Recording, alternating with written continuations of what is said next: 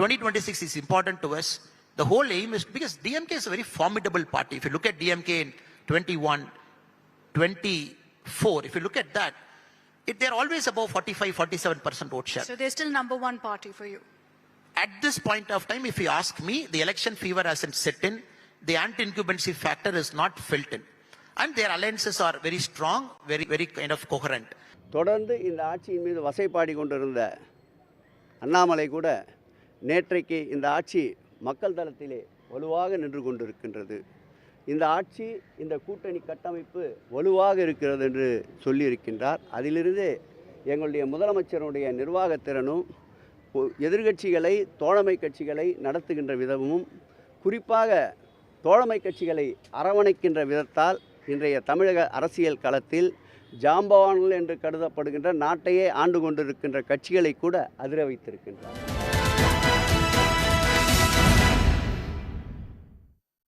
வணக்கம், இது கேள்வி களம். தமிழ்நாட்டு தேர்தல் களத்தில் பரப்புரைகள் தொடங்கிவிட்டன. ஏற்கனவே எதிர்க்கட்சி தலைவர் திரு எடப்பாடி பழனிசாமி அவர்களும் பாமகவினுடைய டாக்டர் அன்புமணி ராமதாஸ் அவர்களும் பரப்புரையை தொடங்கிய நிலையில் இன்று திமுகவின் இளைஞரணி செயலாளரும் துணை முதலமைச்சருமான திரு உதயநிதி ஸ்டாலின் தன்னுடைய பரப்புரையை தொடங்கியிருக்கிறார். தாவேகாவினுடைய தலைவர் திரு விஜய் சுற்றுப்பயணத்தை அறிவித்திருக்கிறார். தேர்தல் களைகட்ட தொடங்கியிருக்கக்கூடிய இந்த சூழல் என்பது தமிழ்நாட்டிற்கே புதிய ஒன்று. தேர்தலுக்கு பல மாதங்களுக்கு முன்பே தேர்தல் திருவிழா தொடங்குவது தமிழ்நாடு இதற்கு முன் காணாத ஒன்று. இப்போது மக்கள் மன்றத்தில் இன்று பேசியிருக்கக்கூடிய முதலமைச்சர் திரு மு க ஸ்டாலின் அவர்கள், தேர்தல்னு வந்துட்டா திமுக காரங்களை அடிச்சிக்க ஆளே இல்லை என்று தன்னுடைய மாவட்ட செயலாளரிடம் சொல்லியிருக்கிறார். நலத்திட்டங்களால் மக்களுக்கு நெருக்கமான ஆட்சியாக, நம்பிக்கையை பெற்ற ஆட்சியாக இருக்கிறது. இதை தக்க வைத்து கொள்ள ஒவ்வொருவரும் உழைப்பை செலுத்த வேண்டும் என்று அவர் கேட்டுக்கொண்டிருக்கிறார். எதிர்க்கட்சித் தலைவர் அதிருப்தி கடுமையாக இருக்கிறது என்று திரு எடப்பாடி பழனிசாமி அவர்கள் சொல்கிறார். இந்த நொடியில் திமுக அணி வலுவாக இருக்கிறது. ஆன்டி இன்கம்பன்சி, ஆட்சிக்கு எதிரான ஒரு மனநிலை இன்னமும் உருவாகவில்லை. மக்கள் மன்றத்தில் அது இப்போது எதிரொலிக்கவில்லை என்று பாஜகவினுடைய முன்னாள் மாநில தலைவர் அண்ணாமலை சொல்கிறார். ஆட்சிக்கு எதிரான அலை இல்லை என்கிற அவருடைய கூற்று எப்படி புரிந்து கொள்ளப்பட வேண்டியது? அது அதிமுகவின் தலைமையை சீண்டுவதற்காக சொல்லக்கூடிய கருத்தா? உண்மையான கள நிலவரத்தை அவர் எதிரொலிக்கிறாரா? ஆட்சிக்கு ஆதரவான மனநிலையோ எதிர்ப்பான மனநிலையோ எப்போது உருவாகும் என்கிற பல கேள்விகளை நாம் விவாதிக்க இருக்கிறோம். நம்மோடு திமுகவின் செய்தி தொடர்பாளர், உயர்நீதிமன்ற வழக்கறிஞர் திரு தமிழன் பிரசன்னா அவர்கள், பாரதிய ஜனதா கட்சியினுடைய செய்தி தொடர்பாளர் திரு அர்ஜுனமூர்த்தி அவர்கள், விடுதலை சிறுத்தைகள் கட்சியினுடைய துணை பொதுச் செயலாளர், சட்டமன்ற உறுப்பினர் திரு ஆலூர் ஷானவாஸ் அவர்கள், இவர்களோடு மூத்த பத்திரிகையாளர் திரு தி ராமகிருஷ்ணன் இணைய இருக்கிறார். எல்லோருக்கும் வணக்கம். நான் திரு தமிழன் பிரசன்னாவுடைய முதற் பார்வை கேட்கணும். தேர்தல் களை கட்டுது, கடுமையான அதிருப்தி அப்படின்னு எதிர்க்கட்சி தலைவர் சொல்லிக்கிட்டு இருக்கிறாரு. ஆட்சிக்கு எதிர்ப்பு இல்லை, மக்கள் நலத்திட்டங்கள் சென்று அடைஞ்சிருக்கு அப்படின்னு முதலமைச்சர் சொல்கிறார். இதெல்லாம் ரொம்ப டூ ஏர்லி இல்லையா? இன்னமும் நாட்கள் இருக்கிற நேரத்தில் இப்போவே சொல்ல முடியுமா? அப்படி இல்லை, நம்ம எடப்பாடியார் அவர் ரொம்ப மன வருத்தத்தோடு ஒவ்வொரு செங்கலாக பாஜக பிரிக்குது அப்படிங்கிறப்ப அந்த வருத்தத்தில் அவர் நேரடியாக பாஜகவை பேச முடியாமல் திமுகவை பேசுகிறார். இங்கே ஃபேக்சுவலாக ஒரு விஷயம், நம்ம என்ன செய்ய போகிறோம், என்ன செஞ்சுருக்கோம் அப்படிங்கிறத புள்ளி விவரங்களின் அடிப்படையில், மாநில தரவுகளின் அடிப்படையில், மாநில வளர்ச்சியின் அடிப்படையில் தான் நம்ம தீர்மானிக்க முடியுமே தவிர, எடப்பாடி மாதிரி நம்ம செய்தித்தாள்களையோ பத்திரிகைகளில் வராத செய்திகளை பேப்பரை வச்சுக்கிட்டு பேச முடியாது. ஒரு மாநிலம் எப்படி வளர்ந்துருக்கு, உள்கட்டமைப்பில் எப்படி மேம்பட்டுருக்கிறோம், தொழில் வளர்ச்சியில் எப்படி மேம்பட்டுருக்கிறோம், தொழில் முன்னேற்றத்தில் எப்படி மேம்பட்டுருக்கிறோம், கல்வியில், சுகாதாரத்தில், வேலை வாய்ப்பில், தனிநபர் வருமானத்தில், இது எல்லாத்துலேயும் இந்தியாவில் நம்பர் 1 இடத்துல இருக்கிறது திராவிட மாடல் ஆட்சி. அவங்க ஆட்சியில் 17வது இடத்துல இருந்துச்சு, நாங்கள் முதல் இடத்துல கொண்டு வந்திருக்கோம். இதுதான் சாதனை. வேலை வாய்ப்பில் 33 லட்சம் இளைஞர்களுக்கு வேலை கொடுத்துருக்கோம். அந்த 10 நாள் போனார், கிட்டத்தட்ட 15,800 கோடியை கொண்டு கையெழுத்து போட்டு வந்திருக்காரு. அதன் மூலம் கிட்டத்தட்ட 6 லட்சம் பேருக்கான வேலை வாய்ப்பை உருவாக்கக்கூடிய ஒரு முதலமைச்சரை இந்த மாநிலம் பெற்றிருக்கிறது. பயணம் செஞ்சுட்டு வந்தார். ஒரு நாள் ஓய்வு பிரசன்னா, நீங்க சொல்றது வந்து உங்க பரப்புரைய நம்பிக்கையை 2 தளத்தில் கட்டி எழுப்புறீங்க. ஒன்று டெவலப்மெண்ட், இன்னொன்று கவர்னன்ஸ், நிர்வாகத்திறன், வளர்ச்சி. இல்ல, அதோட இந்த 2க்கு மக்கள் ஓட்டு போடுறாங்களா? இல்ல, நிர்வாகத்திறன், வளர்ச்சி, இந்த 2க்குமான மூல காரணம் வந்து the credible leadership. ஒரு சுய ஆளுமையோடு உடைய ஒரு தலைவன் அப்படிங்கிற அந்த இடம் இருக்குல்ல, அந்த இடத்துல தமிழ்நாட்டில் இன்றைக்கு மிகச்சிறந்த திராவிட மாடல் முதலமைச்சர் தான் முத்துவேல் கருணாநிதி ஸ்டாலின் அவர்கள் தான் ஒரே தலைவனாக இன்றைக்கு பரிணமித்து கொண்டிருக்கிறார். அந்த ஒற்றை தலைவனுடைய முகத்திற்காக, அந்த ஒற்றை தலைவனுடைய எழுத்துக்காக, அந்த ஒற்றை தலைவனுடைய பேச்சுக்காக, அவர் செய்திருக்கிற சாதனைக்காக மக்கள் அவருக்கு வாக்களிப்பார்கள் என்பதுதான் என்னுடைய வாதம். சரி, நீங்க கிரெடிபிள் லீடர்ஷிப், நம்பகமான தலைமை அப்படின்றது டெல்லிக்கு எதிராக நிறுத்துறதுக்கும் தமிழர்களுடைய ஒரு வலிமையான தலைவர், அரசியல் தலைமைன்னு நிறுத்துறீங்க. இது எடப்பாடி பழனிசாமி அவர்கள் எதிர் முகாமில் இருக்கிறாரு, அண்ணாமலை இருக்கிறார், நயினார் நாகேந்திரன் இருக்கார், அல்லது புதிதாக கட்சி தொடங்கி இருக்கிற விஜய் வந்திருக்கிறார்னா, இவர்களோடு ஒப்பிடும்போது ஒரு நம்பகமான தலைவர், மக்கள் நம்பிக்கையை பெற்ற தலைவர் அப்படின்னு நிறுத்துறதுக்காக இந்த முழக்கத்தை முன்வைக்கிறீங்களா? நிச்சயமா இல்லை சார். நான் சொல்றது ஒண்ணுதான். 2018 வந்து எங்களுடைய முதலமைச்சர் வந்து இயக்கத்தின் தலைவராக பொறுப்பேற்கிறார். நான் 2 விஷயத்தை ஒப்பிடுப்பேன், ஒரு 2 நிமிடம் எனக்கு தரணும் மறிக்காம. முதலமைச்சர் வந்து இன்றைக்கு முதலமைச்சர் இல்லாமல் அன்னைக்கு வந்து எங்கள் இயக்கத்தின் தலைவராக பொறுப்பேற்கிறார். அன்னைக்கு பொறுப்பேற்ற அன்னைக்கு எங்களுக்கு ஒரு நாடாளுமன்ற உறுப்பினர் கூட கிடையாது. ஆனால் பொறுப்பேற்ற 2வது வருடத்திலே 39 நாடாளுமன்ற உறுப்பினர்களை பெற்றுக் கொடுத்தார். அதிமுக எடப்பாடி பழனிசாமி ஆட்சி காலத்தில் ஊரக உள்ளாட்சி தேர்தல் நடக்குது. அந்த ஒற்றை முகம்தான் முத்துவேல் கருணாநிதி ஸ்டாலின் என்கிற ஒற்றை முகம்தான் தேர்தலில் வெற்றியை கொடுத்தது. அதிமுக ஆட்சி காலத்தில் இடைத்தேர்தல் வருது. அதிமுகவினுடைய 13 சட்டமன்ற தொகுதிகளை வந்து திமுக பெறுகிறது. ஆளுகிற ஆட்சியினுடைய அந்த சின்னத்தில் இருக்கக்கூடிய 13 தொகுதியை திமுக பெறுது. அதற்கு பிறகு திரும்ப வந்து சட்டமன்ற தேர்தல் வருது, வெற்றி பெறுகிறோம். நாடாளுமன்ற தேர்தல் வருது, வெற்றி பெறுகிறோம். இடைத்தேர்தல் வருது, வெற்றி பெறுகிறோம். 11 தேர்தல்களை எதிர்க்கட்சியா ஆளுங்கட்சியா இருக்கிறப்பையும் ஒரு தலைவரால் ஒரு இயக்கத்தை கட்டியமைக்க முடிகிறது என்றால் அந்த இயக்கத்தினுடைய கிரெடிபிலிட்டி என்ன, அந்த தலைவனுடைய கிரெடிபிலிட்டி என்னன்னு கேட்கிற போது அதற்கு பெயர் முத்துவேல் கருணாநிதி ஸ்டாலின் தான் வருது. நான் முடிச்சறேன். இந்த பக்கம் எடப்பாடி எடுங்க. நீங்க வந்து பாஜகவினுடைய சூழ்ச்சி வலையால் அதிமுக இன்றைக்கு செதில் செதிலாக செதுக்கப்படுகிறது. நான் உள்ளபடியே வருத்தப்படுறேன். நான் வரலாற்றினுடைய இந்த தலைப்பை நோக்கி பயணிக்கிற போது எடப்பாடி பழனிசாமி என்ன பேசிக்கிட்டு இருக்காரு, நான் அதிமுக வேணும்னு நினைக்கிறேன். ஒரு திமுகவின் தொண்டனாக அதிமுக தமிழ்நாட்டிற்கு தேவை. இதை நாங்க சொல்லல. அதிமுக வந்து எம்ஜிஆர் பிரிந்த போது எம்ஜிஆரும் கலைஞரும் ஒன்றிணைந்து அதிமுக ஒன்று சேரணுங்கிறப்ப பட்நாயக் வந்து இங்க பேசுறப்ப இல்ல அதிமுக அப்படியே இருக்கட்டும், திமுக பிஜேபி வளருது அல்லது விஜய் ஒரு புது ஃபோர்ஸ் வருது அப்படின்றதுக்காக ஏடிஎம்கே வேணும்ன்றீங்களா? இல்ல சார், நான் அப்படி சொல்லவே இல்லை. இங்க அதிமுக அல்லது திமுக இந்த 2 இயக்கங்கள் தான் திராவிட சித்தாந்தத்தோடு பயணிக்கணும் அப்படின்னு நான் ஆசைப்படுறேன். மக்களோட சாய்ஸை சுருக்குறீங்களா? மக்களோட சாய்ஸ் இல்ல, மக்களோட சாய்ஸ் இத்தனை ஆண்டு காலமாக இந்த அரசியல் தேர்தல் வரலாற்றில் தமிழகத்தில் இவர்களுக்கு தான் வாக்களித்திருக்கிறார்கள். வேறு எந்த கட்சியும் ஆளுங்கட்சியும் அமைக்கல. நான் இல்ல முடிச்சறேன். இந்த இடத்துல நான் சொல்ல வேண்டிய கருத்து மட்டும் ஒண்ணு, எடப்பாடி பழனிசாமி பொறுப்பேற்றதற்கு பிறகு நான் எப்படி எங்க தலைவரை நான் அப்படி காட்டணும், அதிமுக தொண்டர்களுக்கு நான் காட்ட வேண்டிய சூழல்ல இருக்கேன். பாஜக செதில் செதிலா செதுக்குது அதிமுகவை. ஏன் செதுக்குது அப்படிங்கிறப்ப இங்க அதிமுக தேவைன்னு திமுகவின் தொண்டனா நான் ஏன் சொல்றேன் அப்படிங்கிறதுக்கான காரணத்தை நான் பதிய வைக்கணும்னு ஆசைப்படுறேன். ஏன்னா நீங்க அதிமுகவின் தொண்டர்களால் தான் வந்து அம்மையார் சசிகலா அவர் குற்றவாளியாக இருந்தாலும் அவர் பொதுச் செயலாளராக தேர்ந்தெடுக்கப்பட்டார். அந்த பொதுச் செயலாளர் தடுத்தது யார்? அவர் முதலமைச்சராக சட்டமன்ற உறுப்பினருடைய ஆதரவு பெற்று முதலமைச்சராக பொறுப்பேற்க போனார். அப்ப தடுத்தது யாரு? சரி, டிடிவி தினகரன் வந்தார். நான் முடிச்சேன். பதவியை நீக்கின செங்கோட்டையனை ஏன் அமித்ஷா சந்திச்சு பேசினாருன்னு கேட்க வர்ற இடத்துக்கு நீங்க நகர்றீங்க. நான் திரு அர்ஜுனமூர்த்தி சார் கேட்கிறேன். சார், தமிழன் பிரசனாவோட ஆர்கியூமெண்ட்டை 4 பாயிண்ட்ல சுருக்கலாம். 1, வளர்ச்சி திமுக ஆட்சியில் அதிகரிச்சிருக்கு, நிர்வாகத்திறன் அப்படின்ற ஒன்று மேம்பட்டிருக்கு, ஒரு நம்பகமான ஒரு அரசியல் தலைமை அப்படின்றத ஒரு கிரெடிபிள் லீடர்னு ப்ரூவ் பண்ணியிருக்காரு அப்படின்ற கோணத்தை முன்வைக்கிறார். அவருக்கு ஈடான தலைவர்கள் இன்று தமிழ்நாட்டில் இல்லை அப்படின்ற ஒரு சித்திரத்தை வரைய முற்படுறார். பிஜேபியோட டேக் இதில் என்ன? திரு அண்ணாமலை பேசினதில் வந்து anti incumbency feeling has not been felt இன் அப்படின்றார். இந்த நிமிடத்தில் உணரப்படவில்லை, எதிர்காலத்தில் செட் ஆகலான்றார். இப்போ அவங்க பிரசன்னா அவர்களுக்கு நான் முதற்க நன்றி தெரிவிச்சுக்கிறேன். ஏன்னா ஒரு அழகான ஒரு வார்த்தை சொன்னார். என்ன வார்த்தை சொன்னார்னா, அதிமுகவை பாஜக செதுக்குதுன்னு சொன்னார். சிதைக்குதுங்கிற வார்த்தை அவர் சொல்லலை, செதுக்குதுன்னாரு. செதுக்குனாவே நல்லா வரக்கூடிய விஷயத்தை தான் செதுக்கி கொண்டுறது. சிற்பம் மாதிரி செதுக்குறங்கிற வார்த்தை அழகான வார்த்தையை உபயோகிச்சுட்டாரு. ஏன்னா சிதைக்கிறதுன்னு சொல்லியிருந்தாருன்னா நான் அவரோட சண்டை போடணும். அப்படி சொல்ல, அவர் நல்ல வார்த்தை சொன்னவரோட நான் ஏன் சண்டை போடுறேன்? அழகாக அவர் செதுக்குறான்னு சொல்லிட்டாங்க. நாங்கள் பாஜகவை வலிமையுடன் செதுக்கி கொண்டு இருக்கிறோம். மிகப்பெரிய 2026 மிகப்பெரிய வெற்றி அடைவதற்காக ஒரு செதுக்கப்படும் கட்சியாக நாங்கள் பார்க்குறோமே ஒழிய சிதைக்கும் கட்சியாக நாங்கள் இல்லை. நாங்கள் சிதைக்கும் கட்சியாக நாங்கள் இல்லை. அந்த விஷயத்தில் நான் நன்றி கூறுறேன் அண்ணனு தம்பி. நான் பேசும்போது குறுக்கிடக்கூடாது. ஸோ இப்போ வந்து நம்ம பிரச்சனைக்கு வரும். இவங்க சொன்னாங்க நம்ம முதலமைச்சர் அவர்கள் வந்து சிறப்பாக செயல்படுறாரு, ஒரு வலிமையான தலைவராக இருக்காங்க, அந்த வலிமையான தலைமையில் வந்து இந்த தமிழ்நாடே சிறந்து செயல்படுதுங்கிறார்.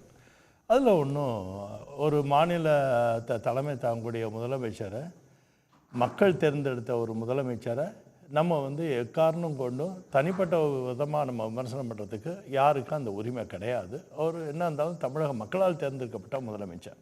ஆனால் coming to the point of அந்த டூயருங்கிற ஆங்கிளில் பார்த்தீங்கன்னா அந்த அளவுக்கு சிறப்பான செயல்படலைங்கிறது நான் புள்ளி விவரங்களோட என்னால் கொடுக்க முடியும். என்னென்னா 10 லட்சம் இளைஞர்கள் வேலைவாய்ப்புக்காண்டி ஒவ்வொரு ஆண்டும் 10 லட்சம் பேர் படிச்சுட்டு வெளியே வரும்போது நம்ம ஆல்ரெடி குறிப்பிட்ட அளவுக்கு நம்மளால் வேலைவாய்ப்புகளை கொடுக்க முடியலை. இவங்க பிரசன்னாஜி சொன்ன மாதிரி நிறைய பணத்தை வந்து 15,000 கோடிக்கு மேலே நாங்கள் வந்து எடுத்துகிட்டு வந்திருக்கோம், ரொம்ப சிறப்பு, அதை வெளிப்படுத்துங்க. நாங்கள் தொடர்ந்து எங்கள் மாநில தலைவர் வந்து ஒயிட் பேப்பர் கொடுங்க, வெள்ளரிக்கை கொடுங்கன்னு சொல்கிறாரு. அதை கொடுக்கலாம். அது என்ன மாதிரி சிறப்பாக செயல்பட போகிறோம்னு சொல்லலாம். அது சரி, நீங்கள் எல்லாமே அரசியலாகணுங்கிற முடிவோடு செயல்படும் போது இப்போ நாங்கள் ரொம்ப பெருசாக அழட்டிக்க விரும்பவே இல்லை. ஏன்னா வச்சுக்கோங்களேன், 2026 எலெக்ஷனுக்கு அவ்வளோதான் வந்துட்டோம், கிட்டத்தட்ட க்ளோசர் டு த குவார்டர் வந்துட்டோம். இனிமேல் அதை பற்றி கவலை இல்லை. நான் தான் இது ஜனநாயக நாட்டில் யார் வேணால் என்ன வேணால் முழக்கலாமே, அதில் என்ன தப்பு இருக்குது? அது பண்ணுங்க. ஆனால் ஃபேக்ட்ஸ்ன்னு ஒன்று இருக்குல்ல, தெர் இஸ் என்ன ஃபேக்ட்ஸ் ஹேஸ் டு பி ப்ரூவ்ன். இந்த ஸ்டேட்டோட பெரிய அட்வான்டேஜ். நான் வந்து ஒரு ரீசெண்டாக நான் ஒரு கொள்கையை வந்து வெளிப்படுத்தியிருக்கேன் இன்னொரு சேனலில் கூட. கிரியேட்டிவாக இந்த கவர்மெண்ட் நடக்கலைங்கிறதுல எனக்கு ஒரு வருத்தம் உண்டு. ஏன்னா இந்த அரசாங்கம் எஸ்பெஷலி அவங்க கலைஞர் அவர்கள் வந்து ரொம்ப கிரியேட்டிவ் பர்சனாலிட்டி. இந்த அரசாங்கம் கிரியேட்டிவாக பண்ணலை. இவங்க நிறையா கிரியேட்டிவாக பண்ணியிருக்கணும். இந்த அரசாங்கம் வந்து இயற்கையிலேயே அவங்க மரபுலேயே வந்து கிரியேட்டிவாக செய்யக்கூடியவங்க தான். வள்ளுவர் சிலையிலேருந்து ஆரம்பித்து வள்ளுவர் கோட்டை வரைக்கும், எழிலகமாக இருக்கட்டும், எதாக இருந்தாலும் குடிசை மாற்று வாரியமாக இருக்கட்டும், எல்லாமே ஒரு கிரியேட்டிவாக பண்ண. ஆனால் இந்த தடவை இந்த டேர்ம் ஆஃப் பாஸ்ட் 5 இயர் வந்து கிரியேட்டிவாக எதுவுமே நடக்கலை. அது ஏன் மிஸ் பண்ணாங்க? அதுக்குண்டான டொமைன் எக்ஸ்பர்ட்ஸை ஏன் அவங்க வச்சுக்கலைங்கிறது தான் என்னோட இப்போ கடந்த காலம் இந்த முடிய போகுது, இந்த அரசாங்கம் முடிய போகிறதுனால என்னோட வருத்தம் அதில் உண்டு. பேனாவுக்கு எடுத்துக்கிட்ட ஒரு கிரியேட்டிவிட்டி ஏன் வந்து நிறைய டாக்ஸ் இருக்குது நம்ம முழுக்க கடற்கரை 1600 கிலோமீட்டர் கடற்கரை இருக்கிற இடத்துல எவ்வளோ கிரியேட்டிவாக பண்ணியிருக்கலாம். கூவத்தை வந்து ரிஹாபிலிட்டேட் பண்ணியிருக்கலாம். எந்த விதமான ஒரு பசுமை புரட்சிக்கான வேலைகளை தொடர்ந்து செயல்படவே இல்லை. அது எனக்கு ரொம்ப வருத்தத்தை அளிக்குது. ஏன்னு வச்சுங்களேன், இன்னைக்கு வந்து பசுமைக்கு தான் பிரச்சனை இருக்குது. எக்கோ ஃப்ரெண்ட்லியாக ஒரு ஸ்டேட் இல்லைன்னா போச்சுன்னா, நீங்கள் இண்டஸ்ட்ரி வளர்க்குறேன் நீங்கள் சொல்லிவிட்டு இண்டஸ்ட்ரினால எக்கோ ஃப்ரெண்ட்லினஸ் லூஸ் பண்ணிட்டோம்னா அப்போ தனி ஒரு மனிதனோட சுகாதார கேடு எவ்வளோ பெரிய பிரச்சனை ஆயிருங்கிறது முக்கியம். ஸோ இந்த மாதிரி ஒரு ப்ராட் பெர்ஸ்பெக்டிவில் இந்த கட்சி நடந்துக்கலை, இந்த அரசாங்கமும் நடந்துக்கலை. இந்த அரசாங்கம் எப்படி நடந்திருக்கணும்னா, இன்னைக்கு இருக்கிற பாப்புலேஷன், இன்னைக்கு இருக்கிற யூத்தோட ஃபண்டமெண்டலை அண்டர்ஸ்டாண்ட் பண்ணி அவங்களோட ரெக்குவயர்மெண்ட்டுக்கு என்ன மாதிரி எடுத்துகிட்டு போகணுங்கிறத முடிவு பண்ணியிருக்கணும். இப்போ பாருங்கள், விளையாட்டு வளாகங்களை உருவாக்குறதுக்காண்டி விளையாட்டு அமைச்சரை வந்து டிப்டி சிஎம்ஏ எடுத்துக்கும் போது இன்னைக்கு இளைஞர்கள் வந்து ஒரு 4 சவத்துக்குள்ளே இருக்கிறாங்க. அந்த 4 கார்னராக இருக்கக்கூடிய ஒரு மொபைல் ஃபோனுக்குள்ளே தான் வாழ்க்கையை வந்து புகுத்திக்கிட்டாங்க. அவங்கள வெளியே எடுத்துகிட்டு வந்து அவங்களோட உடற்பயிற்சிக்கான நிறைய விஷயங்களை நம்ம தொடர்ந்து செயல்படுத்தியிருக்கணும். இந்த மாதிரி வந்து புதுமைகளை செய்யலை இந்த அரசாங்கம். வந்து 2 முக்கியமான பாயிண்ட் சொல்றீங்க. புதுமைகள் இல்லை, புதுமைகள் இல்லை, இளம் தலைமுறைக்கு தேவையான, இன்றைய இளம் தலைமுறைக்கு தேவையான திட்டங்கள் இல்லை. நீங்க திருப்பி வந்து புத்தக நூல் நிலையங்களை உருவாக்குறீங்க, கலைஞர் நூலகத்தை உருவாக்குற அளவுக்கு இருக்கிற ஆர்வம் ஏன் இளைஞர்களுக்கு இந்த காலத்துக்கு வேணுங்கிற? நூலகம் இளைஞர்களுக்கு தானே சார், நூலகம் சிறுவர்களுக்கு தானே சார். நூலகம்னா வயதானவங்களுக்கு அர்த்தமா? நூலகங்கள் இப்போ வந்து எல்லாம் இந்த ஃபோனுக்குள்ள வந்து சார், டிஜிட்டலுக்குள்ள வந்துருச்சு சார் நூலகம். எல்லா பத்திரிக்கையுமே பழைய புத்தகம் எல்லாமே டிஜிட்டைஸ் இப்ப நீங்க வீட்டுக்கு பேப்பரே வாங்குறது இல்லையா? புத்தகங்களே நீங்க தொடறது இல்லையா? இப்போ கொஞ்ச நாளைக்கு நாங்க வந்து இந்த புத்தகங்கள் இந்த டிஜிட்டல் உலகத்துக்கு முழுசா போற வரைக்கும் இது வந்து ஒரு கஸ்பு டயத்துல இருக்கோம் சார். பத்திரிக்கையும் வாங்குவோம், டிஜிட்டலாவும் படிப்போம் சார். இந்த இளம் உங்களுக்கு இருக்கிற சொகுசு நீங்க ரெண்டு கஸ்ப் டைம்ல இருக்கீங்க, ரெண்டுக்கும் உங்களுக்கு தேவை இடைப்பட்ட இருக்குது. இடத்துல நான் அதானே இருக்கேன். மற்றவங்களுக்கும் ஒரு இல்ல, தேவை. இப்ப சாதாரண ஆளுக்கு அது தேவை தானே? இளைஞர்கள் வந்து அப்படி இல்ல இளைஞர்கள் வந்து முழு நேரமா டிஜிட்டைஸ் வேர்ல்டுக்கு போயிட்டாங்க சார். அவங்க இன்னும் அடுத்த கட்டமா ஏஐ வேர்ல்டுக்கே வந்துட்டாங்க சார். நான் சொல்றேன் சார், ஓகே, அது வேற ஒரு நாள்ல பேசுவோம். ChatGPT வேற ஒரு நாள்ல பேசலாம் சார். நீங்க சொன்னது ரொம்ப ஆழமான சிந்தனை. வேற ஒரு நாள்ல பேசலாம். திரு ஆலூர் ஷானவாஸ். ChatGPT-யோட ஆட் எங்க பார்த்தாலும் இருக்கு சார். சென்னை முழுக்க ChatGPT ஆட் இருக்கு சார். Thank you. நீங்க அது எவ்வளவு இம்பார்ட்டன்ட் நீங்க பாத்தீங்க வந்து ஃபினான்ஸ் மினிஸ்டருக்கு பட்ஜெட் போடும்போது சொல்ல வேண்டிய ப்ரீ பட்ஜெட் மீட்டிங்ல சொல்ல சார். வேண்டிய இதுக்கு அரசாங்கம் நீங்க பட்ஜெட் போட மாட்டீங்களா? நீங்க நிர்மலா சீதாராமனுக்கு சொல்லுங்க, இல்ல, இங்க அண்ணன் தமிழ்நாடு தமிழ்நாடு பட்ஜெட் போடுங்க சார். ரெண்டு பேரும் சொல்லுங்க. ஏன்னா இங்க தான் இளைஞர்கள் படிக்கிறாங்க சார் நிறைய. ஓகே, நம்ம இன்னைக்கு சப்ஜெக்ட் வருவோம். திரு ஆலூர் ஷானவாஸ், எதிர்ப்பு அலை வீசுதா, ஆதரவு அலை வீசுதா, அலையே இல்லாத தேர்தலா அப்படின்றது ஒரு பரந்த விவாதம். ஒரு 6-7 மாசத்துக்கு முன்னாடியே அதை கணிக்கிறதுக்கு என்ன மெக்கானிசம் இருக்குன்னு தெரியல. ஆனா இந்த நொடியில் எதிர்ப்பு அலையை உணர முடியல. திமுக அணி பலமாக இருக்குதுன்னு அண்ணாமலை பேசியிருக்கிறார். இன்னொன்று, இங்க பேசினதுல 2 கருத்துக்கள் முன்வைக்கப்பட்டிருக்கு. திரு அர்ஜுனமூர்த்தி வந்து கற்பனை வறட்சி, புதுமைக்கான சிந்தனை இல்லை, இளம் தலைமுறையை இவங்க அவங்களுக்கு தேவையானதை செய்யலன்ற 2 குற்றச்சாட்டுகளை சொல்றார். உங்க பார்வை?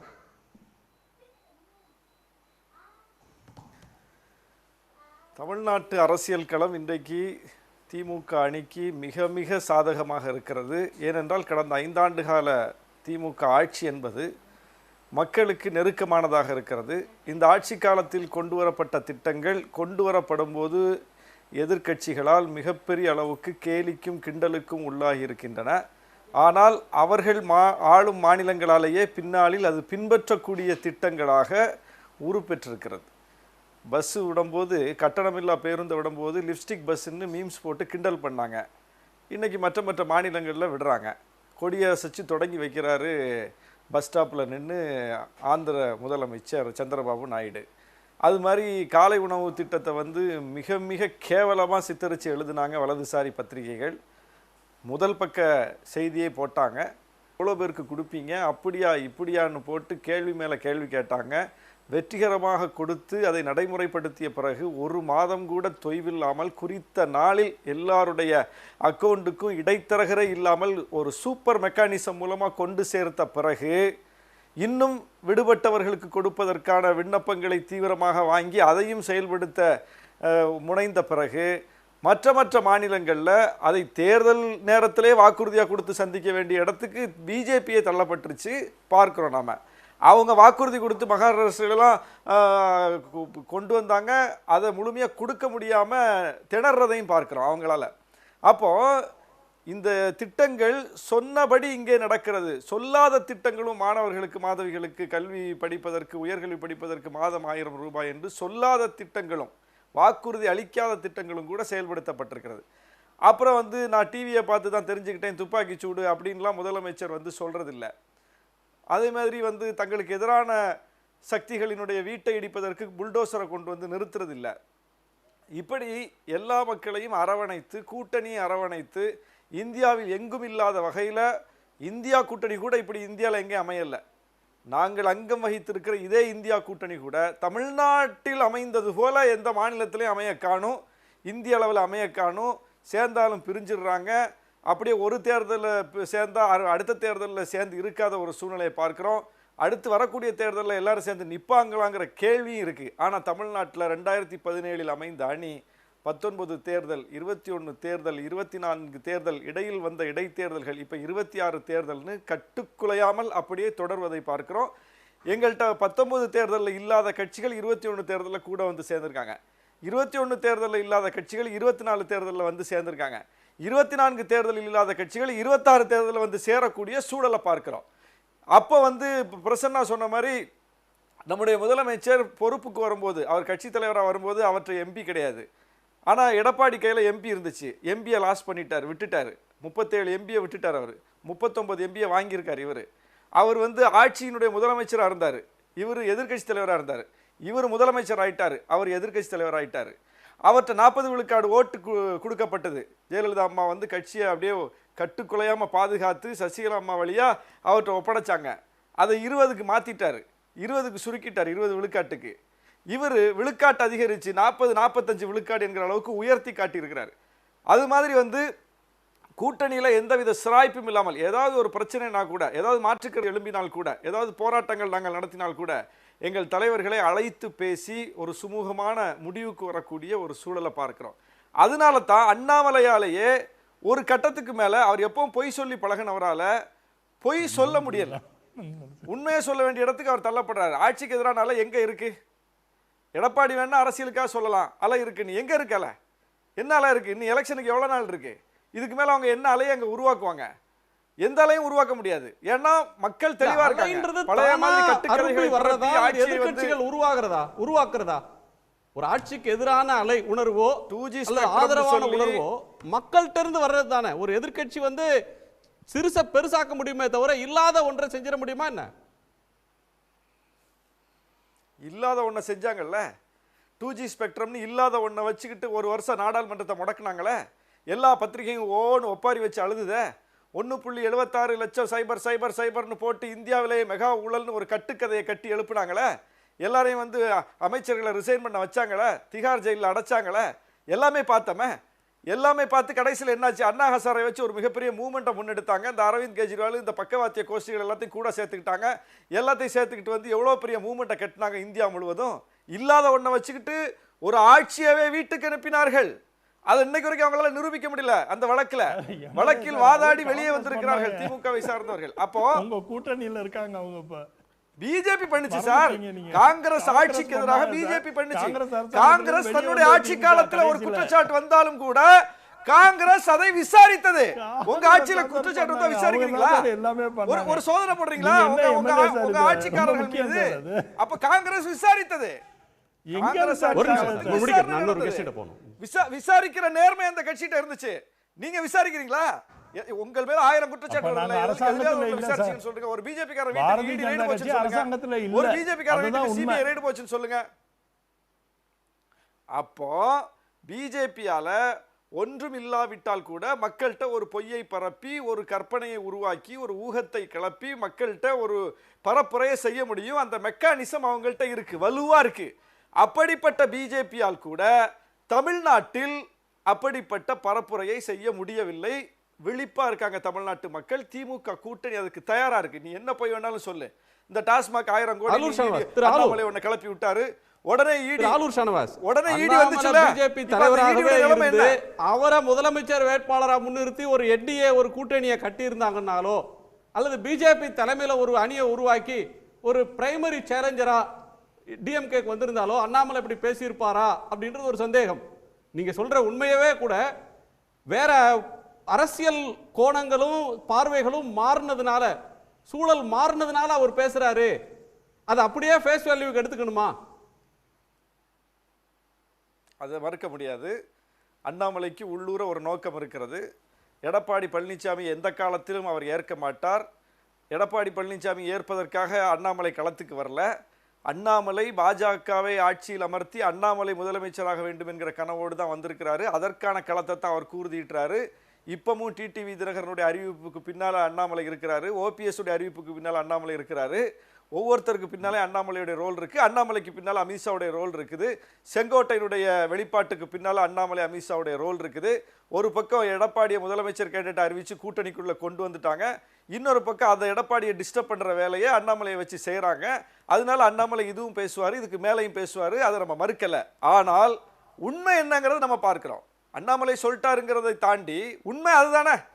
தமிழ்நாட்டில் என்ன அலை இருக்கு இந்த ஆட்சிக்கு எதிராக? ஒன்றும் கிடையாது, எந்த அலையும் கிடையாது. தேர்தல் பரப்புரைக்கு எல்லாரும் கிளம்பி போயாச்சு. அது தேர்தல் பரப்புரையில் எதிரொலிக்கணும்ல அலை. எங்கே அலை இருக்கு? அவர் சனிக்கிழமை தோறும் ஒரு பிரச்சாரத்தை போட்டிருக்காரு, நானும் போகிறேன் கச்சேரிக்குன்னு. அவர் சனிக்கிழமை காலையில் போவார், நைட்டு வீட்டுக்கு போயிடுவார். இதுதான் புதுசாக வந்தவருடைய நிலைமை. ஆனால் எதிர்க்கட்சி தலைவர் ஏற்கனவே தமிழ்நாடு பூரா ஒரு ரவுண்ட் அடிச்சிட்டாரு. அவரால் ஒரு களத்தையும் மாற்ற முடியல, ஒரு இம்பாக்டை கிரியேட் பண்ண முடியல. அண்ணாமலை தன்னுடைய தோல்வியை ஒப்புக்கொண்டு விட்டார். அதுதான் இந்த வாக்குமூலத்தை காட்டுது. தோல்வியை ஒப்புக்கொண்டு விட்டார். திமுகவை போட்டு ஏறி எகிரி அடிச்சுக்கிட்டு இருந்தவர் இன்றைக்கு ஆட்சிக்கு எதிராக அலையெல்லாம் ஒன்றும் இல்லைன்னு சொல்ல வேண்டிய இடத்துக்கு அவர் தள்ளப்பட்டுட்டார். அப்போ முனை மழுங்கி விட்டது. இன்னைக்கு சீமானுடைய பரப்புரை முழுக்க விஜய் எதிர்த்து தான் இருக்கு.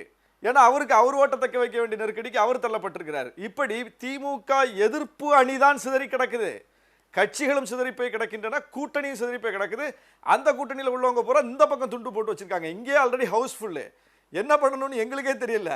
கூட்டணி ஹவுஸ்ஃபுல்லாக இருக்குது, எப்படி சீட்டை பிரிக்க போகிறாங்கிற மிகப்பெரிய நெருக்கடி இருக்குது. அப்படிப்பட்ட இடத்துல அந்த பக்கம் உள்ள கட்சிகள்லாம் இந்த பக்கம் வந்து முதலமைச்சரை சந்திக்கிறதும் முதலமைச்சரை பார்த்துட்டு போகிறதுமா காட்சி இப்படி நடக்குது. இதுதான் இன்னைக்கு திமுக அடியுடைய நிலைமையும் திமுக ஆட்சி குறித்த மக்களுடைய மதிப்பீடுமா இருக்குது. அதனால அண்ணாமலை உண்மையை சொல்றாரோ பொய்யை சொல்றாரோங்கிற ஆராய்ச்சிக்குள்ள போகாம உண்மையான களம் எது என்று பார்த்தால் திமுக அணிக்கு சாதகமாக இருக்கிறது. அதை வந்து தாண்டி போற அளவுக்கு எதிர்க்கட்சிகள் வலிமையா இல்ல, எதிர்க்கட்சி கூட்டணி வலிமையா இல்ல. ஓகே, திரு டிஆர்கே, ஆட்சிக்கு ஆதரவான மனநிலையோ எதிரான மனநிலையோ எந்த ஸ்டேஜில் அது அரும்போம் அப்படின்றது ஒன்று. அது ப்ரோ இன்கம்பன்சி ஆன்டி இன்கம்பன்சி இந்த ரெண்டும் மாறி மாறி பல தேர்தல்களில் வர்றதை பார்க்குறோம். ஆஸ் சச் இன்னைக்கு வந்து அதை உணர முடியலை, அப்படி ஒரு எண்ணம் எதிர்ப்பு மனநிலை இல்லைன்னு அண்ணாமலை சொல்கிறாரு. நவம்பர் டிசம்பரில் செட்டின் ஆகலான்னு வானிலை ஆய்வு மையம் மாதிரி ஒரு கணிப்பு மட்டும் சொல்கிறாரு. நீங்கள் உங்களோட அசஸ்மெண்ட் என்ன? இந்த ஆலூர் ஷானவாஸ் அவர்கள் பேசும்போது ஒரு முக்கியமான கருத்தை சொல்றார். அவருடைய ஹெவி ரிலையன்ஸ் ஆன் ஒரு முதலமைச்சருடைய ஆளுமை, அவருடைய தலைமை, அதை வந்து இந்த கூட்டணி வலுவா முன்னிறுத்துறது மாதிரி தெரியுது. அது அவங்களுக்கு ஒர்க் பண்ணுமா? இது அதாவது முதல் கேள்வி, இந்த அலை வீசுவது எப்போது நமக்கு தெரியும். தமிழ்நாட்டு மக்கள், நான் நீண்ட காலமாக சொல்லி வருது, ரொம்ப சமயோசித மக்கள். ஓகே, ரொம்ப அவங்க அலட்டிக்க மாட்டாங்க. ஓகே, ரொம்ப நிதானமாக இருப்பாங்க. ஓகே, அதனால் அவங்க வந்து அது ஒரு தேர்தல் அந்த வாக்குப்பதிவு மூலமாக தான் அவங்க அதை காட்டுவாங்களே தவிர வெளிப்படையாக ஒரு வெளிப்படுத்தி அவங்களுடைய கோபத்தையோ இது பண்ணியோ பண்ணதில் ரொம்ப ரொம்ப இந்த கடந்த நீங்கள் 30 ஆண்டுகள் எடுத்துட்டீங்கன்னா கூட 96லேருந்து நம்ம எடுத்துப்போமே, 96 தேர்தல் பொழுது ஜெயலலிதா அவர்கள் வந்து உசிலம்பட்டின்னு நினைக்கிறேன், அந்த தேனி டிஸ்ட்ரிக்டில் அவங்க போகும் பொழுது வால்டர் தேவாரம், அப்போ டிஜிபியே வேறு பைலட் வண்டியில் அவர் போவார். அப்பொழுது அந்த இடத்துலையே அவங்க மேலே முட்டை, அந்த கான்வாய் மேலே, ஜெயலலிதாவோட கான்வாய் மேலே முட்டை வீசினாங்க. அது வந்து அந்த மாதிரியான ஒரு நிகழ்வு. அதுக்கு பிறகு அதாவது அந்த சிட்டிங் சிஎம், எலெக்ஷன் கேம்பெயின், ஒரு பிரதான கட்சி, அது அப்புறம் டெல்லியிலையும் இருக்கிற கட்சியோட கூட்டணி போகிறாங்க. அந்த மாதிரியான ஒரு இது வந்து அந்த பொசிஷனில் இருக்கிற ஒரு தலைவருக்கு ஒரு எதிர்ப்பை காட்டினது இருக்கு இல்லையா. என்னை பொறுத்தவரையில் அதற்கு பிறகு நிகழவே இல்லை. ஓகே, அது வந்து லோக்கலாக ஏதோ ஒரு சில மந்திரிகள் மீது நடந்திருக்கலாம், போயிருக்கலாமே தவிர தேர்தல் சமயத்தில் இந்த மாதிரி அது நடக்கலை. அதனால் நான் என்ன சொல்ல வரேன்னா, மக்கள் வந்து அதை ரொம்ப மற்ற மாநிலங்கள் மாதிரி ரொம்ப வெளிப்படுத்தி கொள்ள மாட்டார்கள் தமிழ்நாட்டு மக்கள். அவங்க அந்த வாக்குப்பதிவு மட்டும் அமைதியாக போட்டுட்டு செஞ்சுட்டு. சரி, நேபாளத்தில் நடந்தது மாதிரியோ அல்லது நடந்துகிட்டு இருக்கிறது மாதிரியோ இலங்கையில் நடந்தது மாதிரியோ கிளர்ச்சி, இலங்கையில் இளைஞர் எழுச்சி, புரட்சி அப்படின்ற ஒன்று இந்தியாவில் எங்கேயும் நடக்கிறது இல்லை. ரொம்ப ரேரா இதான் வாட்ஸ்அப் குரூப்ல வர்ற. இல்ல இந்தியாவில் இல்ல, நான் இந்தியாவை சொல்லல, பொலிட்டிக்கலா நான் கேக்குறது வந்து இந்தியாவை. நேற்றைக்கு நீங்க சொன்ன பாயிண்ட் தான் திரு எடப்பாடி பழனிசாமி அவர்களும் சொல்றாரு. தமிழ்நாட்டு மக்கள் புத்தி கூர்மை உள்ளவங்க, இன்டெலிஜென்ட்டான மக்கள், எங்களுக்கு 210 சீட்டு கொடுத்து ஜெயிக்க வச்சிருவாங்கன்னு சொல்றாரு. அப்படியான ஒரு நிலவரம் இருக்கா? அது சரி. இல்லை அதனால இல்லை நான் வந்து ஒன்று திருத்தம் வந்து தமிழ்நாட்டு மக்களை தான் சொன்னேன், இந்திய மக்களை பற்றி சொல்லலை. ஓகே, அது ஃபஸ்ட்டு. ரெண்டாவது, நீங்கள் வந்து அந்த உங்கள் முதல் இதுலேயே அந்த ரெண்டாவது பாயிண்ட் வந்து அந்த ஒரு முதல்வருடைய ஆளுமை இருக்கு இல்லையா, அதை ஐ திங்க் என்னை பொறுத்தவரையில் அது வந்து ஒரு பெரிய ஃபேக்டர், பெரிய ப்ளஸ் ஃபேக்டர். ஏன்னா நீங்கள் பார்த்தீங்கன்னா கட்டுக்கோப்பாக இந்த கூட்டணியை வந்து நடத்தின்னு வர்றார். அவருக்கு எத்தனையோ அதில் நெருக்கடிகள் இருக்கலாம், எத்தனையோ சிக்கல்கள் இருக்கலாம், எவ்வளவோ பல இடத்துல அழுத்தங்கள் இருக்கலாம். ஆனால் வந்து அந்த கட்டுக்கோப்பாக எடுத்துன்னு போனால் தான் வெற்றி நிச்சயம் என்பதை உணர்ந்து அவர் எங்கேயும் அந்த தேர்தலில் வெற்றி பெறணுங்கிற அந்த இலக்கை நோக்கி அதற்கேற்றார் போல அந்த கூட்டணியை தக்க வைத்து கொண்டிருப்பது, அது வந்து என்னை பொறுத்தவரையில் அவருக்கு அவர் சிஎம் உடைய பர்சனாலிட்டியில் ரொம்ப ரொம்ப இம்பார்ட்டன்ட் ஃபேக்டர். அதை பற்றி பலர் கட்சிக்காரங்க பேசுகிறாங்க போகிறாங்க அது விட்டுருங்க. பட் பொதுவாக அது பேசப்படலைங்கிறது எனக்கு அது ஒரு ஆச்சரியமாகவும் இருக்குது, வருத்தமாகவும் இருக்குது. ஏன்னா அவர் அது ரொம்ப அந்த கொஹிசிவாக கொண்டு போகிறார். அது ரொம்ப ரொம்ப இம்பார்ட்டண்ட். ஓகே, எங்கேயும் அந்த இதை வந்து ஃபோக்கஸை விட்டுறாதபடி போகிறாரு. அது இன்னொரு 7-8 மாதங்கள் இருக்கின்றன. அதே எனக்கு அதில் பெரிய மாற்றங்கள் வருமாங்கிறது தெரியல. சில பேர் ஆர்வடங்கள் செய்கிறார்கள், அதை விட்டுருங்க. இப்போ நீங்கள் இப்போ சொன்னது, இப்போ எடப்பாடி வந்து சொல்லியிருக்காரு 210 சீட். அதை என்னை பொறுத்தவரையிலையும் அவருடைய நம்பிக்கையை சொல்லியிருக்காரு.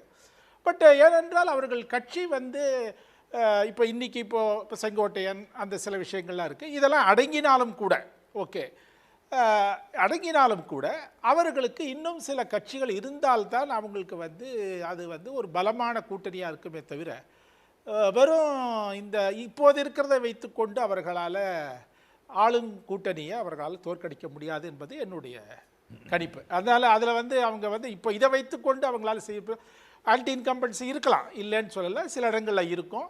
அவங்களுக்கு 47% வாங்கினார்கள் 2024. அந்த கூட்டணி அதே இருக்கும் தொடர்கின்ற பட்சத்தில் அது 42, 43 இப்படி இருக்கலாம். ஆனால் அது வந்து 47 வந்து 30ஆக மாறிவிடாது. ஏனென்றால் அது அது அது அதில் தான் அங்கே சிஎம் வந்து ரொம்ப கேர்ஃபுல்லாக அவர் அதை அழகாக கொண்டு போகிறாரு. அதைத்தான் நான் சொல்கிறேன். ஸோ இது வந்து ஒரு ஆன்டி இன்கம்பன்ஸில் சிலது குறையலாம், முன்ன பின்ன ஆகலாம். பட் என்னை பொறுத்தவரையில் ஏடிஎம்கே 210 இடங்களை ஏடிஎம்கே கூட்டணி சொல்கின்றேன்.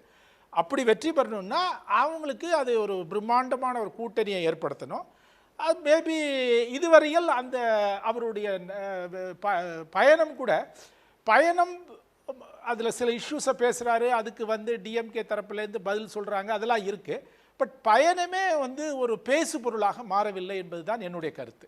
ஆகவே அதை அவர் செய்தாலே ஒழிய, அதுக்கப்புறம் கூட்டணியை பலப்படுத்தினாலே ஒழிய, கட்சிக்குள்ளே இருக்கிற பல குழப்பங்களையும் அவர் தீர்த்து வைத்திருந்தார்னே வச்சுப்போம்.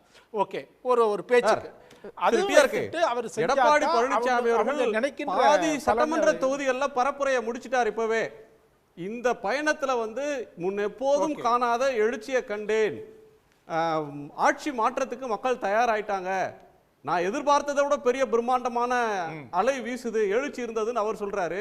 நீங்க அவருடைய பயணமே ஒரு பேசு பொருளா கூட மாறல, ஒரு டிஸ்கஷன் டிபேட்டிங் பாயிண்டா கூட மக்கள் மன்றத்தில் வரலன்னு சொல்றீங்களே. வர்றது அல்ல, அதான் அவருடைய நம்பிக்கையை சொல்கிறார். அதாவது அவருடைய கிளைம் அது அஃப்கோர்ஸ் அவர் அப்படி தானே சொல்லி ஆகணும். அதில் ஒன்றும் எனக்கு ஆச்சரியப்படுத்துக்கல. பட் அது வந்து ஒரு பயணமே வந்து பேசு பொருளாக இருக்கிறதா என்றால் எனக்கு அது பேசு பொருளாக இருக்கிறதா மாதிரி தெரியல. ஓகே, அவர் சில இஷ்யூஸ் ரைஸ் பண்ணுறாரு, அதுக்கு ஆளுங்கட்சி தரப்பிலிருந்து அதுக்கு பதில் சொல்கின்றார்கள், அத்தோடு அது முடிஞ்சிருது. பட் இப்போ நீங்கள் வந்து ஸோ அதுதான் அங்கே. அதனால் என்னை பொறுத்தவரையில் நீங்கள் கேட்டீங்களே உங்களுடைய அடிப்படையான கேள்வி, இது அலை வந்து இப்போதைக்கு ஏற்படுத்தப்பட்டிருந்தாலும் கூட ஒரு இதுக்கு அது இப்பொழுது தெரியாது. வாக்குப்பதிவு அன்று இந்த தேர்தல் முடிவுகள் வரும்பொழுது தான் தெரியும். ஸோ அது எப்படிப்பட்ட நீங்கள் வந்து இப்போ 2019 இருக்கட்டும், 24 இருக்கட்டும், அது 21 கூட இருக்கட்டும், வந்து உங்களுக்கு வந்து பெருசாக ஒன்றும் அப்போ கூட 21 கூட என்ன திரும்ப சொன்னாங்க, இப்போ வந்து அந்த ஆட்சி மீது ஒரு கோபம் இல்லை.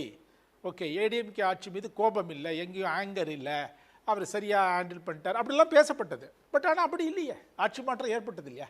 ஸோ அதனால் நான் என்ன சொல்ல வரேன்னா, மக்கள் வந்து வெளிப்படையாக, தமிழக மக்கள் வெளிப்படையாக தங்களது கோபத்தை, தங்களது உணர்ச்சிகளை வந்து தேர்தல் சமயத்தில் வெளிப்படுத்துறதில்லை. ஓகே, மற்ற சமயத்தில் வெளிப்படுத்தலாம், தேர்தல் சமயத்தில் வெளிப்படுத்துறதில்லை, ரொம்ப நிதானமாக தான் இருந்துக்கிறாங்க. ஸோ அதனால் நீங்கள் வாக்குப்பதிவு அந்த முடிவுகள் வரும்பொழுது தான் தெரியும் அது அலை இருக்கிறதா இல்லையா அப்படின்னு. இன்ஃபேக்ட் 2001 தேர்தல் போது கூட வேவ்லெஸ் எலெக்ஷன்லாம் சொல்லப்பட்டது. ஆனால் சொல்லி பார்த்தீங்கன்னா ஜெயலலிதா தலைமையிலான கூட்டணி 200 சொச்சம் இடங்களை வெற்றி பெற்றார்கள். ஸோ அது மாதிரி தான் இருக்கு. 96 தவிர மற்றபடி யாரும் வெளிப்படையாக தங்களுடைய நீங்கள் கேட்டு சொன்னீங்க இல்லையா, நேபாளம், இலங்கை, அது மாதிரிலாம் இங்கே நடக்கிறதுக்கு வாய்ப்பு இல்லை. இல்லை, நீங்கள் சொல்கிறது வந்து கூட்டணியை கோகசிவாக எடுத்துக்கிட்டு போகிறாரு, முதலமைச்சருடைய ஆளுமை அப்படின்ற ஒன்றுக்கு வந்து ஒரு தனித்துவம் இருக்குது, ஒரு ஃபோக்கஸ்டாக அந்த அலையன்ஸை கொண்டு போகிறாங்க அப்படின்னு சொல்கிறீங்க. என்னதான் கூட்டணி வலிமை இருந்தாலும் நீங்கள் சொல்கிறது வந்து கடந்த தேர்தலில் அவங்க பெற்ற 47% ஓட்டு வேணா 43ஆவோ 42ஆவோ குறையலாம், தடாலடியாக 30ஆக குறைஞ்சிராது அப்படின்ற ஒரு பார்வையை முன்வைக்கிறீங்க. ஆனால் 47ஓ 30ஓ கட்சிக்காரங்க மட்டும் வாக்களித்து அந்த இடத்துக்கு வர்றதில்லை. கட்சிக்கு வெளியில் இருக்கக்கூடிய பொதுவான மக்கள் போடுற, கட்சி சாராத பொதுமக்கள் போடுற வாக்கு தான் அந்த 47 அப்படின்ற ஒன்று. இந்த தேர்தல்ல அலைகள் இல்லாத தேர்தல்னு முடிவாயிடுச்சுன்னா, அலை இல்லாத தேர்தல் முடிவாயிடுச்சுன்னா எந்த பிரச்சனை மேலோங்கும்? கூட்டணியோட வலிமை, கூட்டணி தலைமையுடைய முதலமைச்சர் வேட்பாளருடைய தகுதி, இதுதான் ஃபேக்டரா அல்லது கவர்னன்ஸ் அப்படின்ற ஒன்று ஒரு டிசைடிங் ஃபேக்டரா இருக்குமா? அதாவது நீங்கள் அரித்மெட்டிக் வந்து ரொம்ப ரொம்ப இம்பார்ட்டண்ட். ஓகே, அதனால் கூட்டணி எப்படிப்பட்ட கூட்டணியாக, வலிமையான கூட்டணியாக இருக்கிறதா இல்லையாங்கிறது அது மிக முக்கியமான காரணி. அதை நீங்கள் மறுக்கவே முடியாது. அதை முதலமைச்சர் மிக மிக நன்றாக உணர்ந்திருக்கிறார். அதனால தான் அந்த கூட்டணியை கட்டுக்கோப்பாக வைத்திருக்கிறார். கட்டுக்கோப்பாக வைப்பதற்கு அவர் இன்னும் 7-8 மாதங்களும் அழகாக கொண்டு போவாருங்கிறது தான் என்னுடைய எதிர்பார்ப்பு, நம்பிக்கை. இது ஒரு பார்ட்டு. பட் இதை தவிர நீங்கள், அதனால தான் இவர் திருப்பி நாங்கள் வலிமையான கூட்டணின்னு எடப்பாடி சொல்வதற்கும் அதுதான் காரணம். ஏன்னா வலிமையான கூட்டணி அவர்களிடம் தற்பொழுது வரை இல்லை. அவர்கள் இனிமேலால் உருவாக்கப் போகிறார்களா என்பதை நம்ம பொறுத்திருந்து பார்க்க வேண்டும். ஓகே, அந்த பெனிஃபிட் ஆஃப் டவுட்டை அவர் கொடுத்துருவோம். பட் இதை தவிர நீங்கள் கேட்குறது இந்த கவர்னன்ஸ் இஷ்யூஸு, இது அதாவது நீங்கள் சொல்கிறீங்க இல்லையா, அதாவது மக்கள், அதாவது கட்சி சாராத மக்களும் ஓட்டு போடுறாங்க. கரெக்டு. நான் சொல்கிறது அந்த 47% ஓட்டு போட்டவங்கள கட்சி சாராத மக்கள் தான் பெரும்பாலானவர் ஓட்டு போட்டிருப்பாங்க. ஓகே, ஆனாலும் அதுலேயும் வந்து ஏதாவது அந்தந்த இடங்களில், அந்தந்த பிராந்தியங்களில், மாவட்டங்களில் அந்த மக்களுக்கு இந்த தற்போதைய அரசின் மீது கோபம் இருக்கலாம், அவங்க மேலே ஏமாற்றம் இருக்கலாம். அதனால தான் சொல்கிறேன் அந்த 4-5% குறையும். ஓகே, அதாவது இந்த கூட்டணி இவ்வாறு தொடருங்கிற ஒரு இதில் தான், அந்த அடிப்படையில் தான் நான் இது எல்லாத்தையுமே சொல்கிறேன். ஓகே, ஸோ அதில் பெரிய மாற்றம் வரும்னு நான் எதிர்பார்க்கல. எனிவே, இப்போ அதனால நீங்கள் வந்து கட்சி சார்ந்தவர்களும் சரி, கட்சி சாராதவர்களும் சரி, இப்போ என்னென்னா ஒரே ரெண்டு இது. ஒன்று வந்து மகளிர் தொகை, இரண்டாவது இந்த விடியல் பயணம். நீங்கள் வந்து இதை வந்து சென்னையிலே நீங்கள் எடுத்தீங்கன்னா, சென்னை மாநகரத்தில் எடுத்துக்கிட்டிங்கன்னா, இந்த நிறைய பேர் வீட்டில் வந்து வேலை பண்ணிருக்கிற பெண்கள் பார்த்தீங்கன்னா, திருவண்ணாமலை, விழுப்புரம், இந்த மாதிரி மாவட்டங்கள்லேருந்து, செங்கல்பட்டு, இதுலேருந்து அவங்களுக்கெல்லாம் வந்து இதை ரெண்டும் மிக முக்கியமான, நான் அந்த பெண்களோட சந்திக்க வேண்டிய ஒரு இது நேர்ப்பது. அவங்க 2 பேரும் ரொம்ப தீர்மானமாக சொல்கிறாங்க. அந்த பெண்கள்லாம் சொல்கிறது, நாங்கள் திமுகவுக்கு தான் ஓட்டு போடுவோம். அப்படி கேட்கும்பொழுது திமுகவுக்கு ஏன் ஓட்டு போடுவீங்கன்னு கேட்டபொழுது அவங்க ஒன்றும் திமுகவுக்கு காலங்காலமாக ஓட்டு போட்டவர்கள் அல்ல. ஓகே, அதுவும் நீங்கள் பாரு. அப்போ இந்த 2 தான் சொல்கிறாங்க. ஸோ இப்போ நான் என்ன சொல்கிறேன், நீங்கள் சொல்கிறீங்க இல்லையா, கட்சி சாராத மக்கள், அந்த கட்சி சாராத மக்கள்கிட்ட இந்த திட்டங்கள் நன்கு சேர்ந்திருக்கின்றன, அது அவங்களுக்கு பலன் அளிக்கின்றன. இது ஒரு பெரிய ஃபேக்டர். அதனால் இந்த மாதிரியான காரணிகள் வந்து உங்களுக்கு வந்து இந்த ஆன்டி இன்கம்பன்சி இருந்தாலும் கூட, அந்தந்த இடங்கள்ல இருந்தாலும் கூட, இது அதை வந்து சரி கட்டிடுங்கிறது தான் என்னுடைய கணிப்பு. ஓகே, திரு அர்ஜுன் நான் சொல்றது 42 இருக்கலாம், 41 கூட இருக்கலாம். ஓகே, திரு அர்ஜுன் சார், இப்போது அவங்க சார் ராதாகிருஷ்ணன் சார் தொடர்ந்து எதை பற்றி தெளிவாக சொல்லணும்னு ஆர்வமாக இருக்காருன்னா, ஆன்டி இன்கம்பன்சி ஃபேக்டர் பெரிய ரோல் பிளே வராது, அதனால வந்து இன்றைக்கி வந்து ஒரு சஸ்டைனபிளாக போகிற மாதிரி அரசாங்கம் இருக்குது, லாஸ்ட் மொமெண்ட்டில் ஒரு பெரிய சேஞ்சஸ்லாம் வர்றதுக்கு வாய்ப்பு இல்லை, எமோஷ்னல் செட்பேக் வர்றதுக்கு வாய்ப்பு இல்லை அப்படிங்கிற மாதிரி ஒரு நேரேட்டிவ் செட் பண்ணுறாரு. நேரேட்டிவ்ல அவரோட கருத்தை சொல்கிறார். சரி, கருத்து சொல்கிறாரு. சரி, ஆனால் என்னோட இதில் வலிமையான என்னென்னா, ஃப்ரம் த வேரியஸ் ஸ்டாட்டிஸ்டிக்ஸ்லேருந்து என்னோட கருத்து என்னென்னா, இன்றைக்கி இருக்க 40% இளைஞர்கள் 18லேருந்து 25, 25லேருந்து 35 வயசு பீப்புளோட ஆர்வம் வந்து ரொம்ப டிஃப்ரெண்ட். அவங்க ஆர்வத்துக்கு உண்டான அரசாங்கத்தை இந்த கடந்த 4 ஆண்டுகள் செய்யலைங்கிறது என்னோட வலிமையான கருத்து. ஏன்னா இப்போ இருக்கிற ஜெனரேஷன் 40%. சரி, அவர் வந்து பெண்களை ஈர்த்தாங்க, மகளிர் உரிமை தொகையும் இந்த விடியல் பயணமும் பெண்களை ஈர்த்து இருக்குது அப்படின்னு சொன்னா இளைஞர்களை ஈர்க்கலன்ற ஒரு ஆர்குமெண்ட் வரீங்க. இளைஞர்கள் மட்டும் இல்ல சார், இளைஞர்கள் மட்டும் இல்ல, 40%. நான் ஏன் சொல்றேன்னா, நீங்க 40% செக்மென்ட்லங்க, ஒரு நிமிஷம் சார், ஒரு நிமிஷம், 40% செக்மென்ட் சார், நமக்கு வந்து பாட்டம் ஆஃப் தி பிரமிட் இருக்காங்க, 18% இருக்காங்க, அதுக்கு மேல மிடில் இன்கம் குரூப் இருக்காங்க. மிடில் இன்கம் குரூப்ல வந்து middle income group, upper middle income group, lower middle income group இருக்காங்க. Lower middle income blue collar people. இந்த ப்ளூ காலர் பீப்பிளுக்கு வந்து நிறைய விஷயங்கள் சரியா பண்ணலங்கறத இந்த அரசாங்கம், நான் வேணா நிறைய டேட்டா உங்களுக்கு இதுல கொடுக்க முடியும். சும்மா ஜெனரலா நீங்க வந்து என்ன பண்ணிட்டு இருக்கீங்கன்னா, ஒரு வலிமையான இருக்கு, அது நீங்க வந்து சும்மா வந்து திருப்பி மணல் வீடு கட்டிக்கிட்டே உட்கார்ந்திருக்கீங்க. இந்த மணல் வீடு நிக்காது சார், தயவு செஞ்சு புரிஞ்சுங்க. இல்ல, இல்ல, நீங்க இல்ல, ஒரு 40% நிமிஷம். இளைஞர்களை அதாவது நோக்கி கட்சி சரியான சாரா விவரங்களை இல்ல, நீங்க வந்து இல்ல, சரியாக நீங்க குறுக்க பேசுறீங்க. செய்யவே இல்ல, இல்லை. நீங்க திருப்பி குறுக்க திருப்பி பேசுறீங்க. காலை உணவு அர்ஜுனமூர்த்தி, கொடுத்தேன், மத்தியானத்துக்கு நீங்க வழி பண்ணேன், குறுக்க 1000 பேசுறீங்க. ரூபாய் நீங்க இளைஞர் குறுக்க பேச பெண்களுக்கு ஒரே பணம் நொடி சார், அவர் என்ன சொல்றாரு இதே கேட்டுருவோம். சொன்னா என்ன அவர் கொஞ்ச நேரம் ஒரு இருக்க நிமிஷம், சொல்லுங்க. ஒரு செகண்ட் வாய் முடிக்கிட்டு இருந்தா ஒரு அவர் ஆர்குமெண்ட் முன் வச்சிருக்கீங்க, ரெண்டு பேரும் ஒரே இடத்துல இல்ல, பேசுறாங்க. அவர் டிஆர்கே சுருக்கமா இல்ல, இல்ல, precise ஆ. குறுக்க பேசாதீங்க. இல்ல, இல்ல, நீங்க தான் இப்ப குறுக்க பேசுறீங்க. அர்ஜுனமூர்த்தி, நான் நீங்க குறுக்க பேசல. பேசாதீங்க. என் நான் இடத்துல பேசுறேன். நீங்க point பேசுறீங்க. இல்ல, குறுக்க பேச இல்ல, இல்ல, நீங்க மத்தவங்களுக்கு சொன்னீங்க அறிவுரை. ஒரு நிமிஷம், உங்க அறிவுரை உங்களுக்கு நான் சொல்றேன், அவ்வளவுதான். ஒரு பாயிண்ட். இப்போ நான் சொன்னது என்னன்னா, அவர் கேட்ட கேள்விக்கு பதில் சொல்றேன். குணா என்ன கேட்கிறாரு, கட்சி சாராத மக்களும் தானே ஓட்டு போடுவாங்க, அவங்க வந்து இதுல ஓட்டு போடுவாங்களான்னு கேட்கிறாரு. நான் அதைத்தான் நான் சொல்றேன். நீங்க வந்து இந்த ஆன்டி இன்கம்பன்சி இல்லைன்னு நான் சொல்லலை, இருக்குன்னு சொல்றேன். அந்தந்த இடங்கள்ல இருக்கு. ஆனா இது வந்து உங்களுக்கு கூட்டணி வந்து பலமான கூட்டணி இருக்கணும். நம்பர் 1. இந்த பிரசன்ட் கூட்டணியை தொடருகின்ற பட்சத்தில் சொல்றேன். மூணாவது வந்து வேவ் வந்து நான் என்ன சொல்றேன்னா வெளிப்படையாக தெரியாதுன்னு சொன்னேன். நீங்க அதை கேட்டீங்களான்னு எனக்கு தெரியல. ஓகே, 96ல சொல்றேன். நாலாவது என்ன சொல்றேன்னா, குறுக்க பேசாதீங்க, மெதுவா அமைதியா இருங்க. அப்புறம் நாலாவது பாயிண்ட் நான் என்ன சொல்றேன்னா, நீங்க சொல்றீங்களே 40% டேட்டான்னு எங்க இருக்கு? நீங்க நித்தி ஆயோக்ல அதே தான் சொல்லியிருக்காங்களா?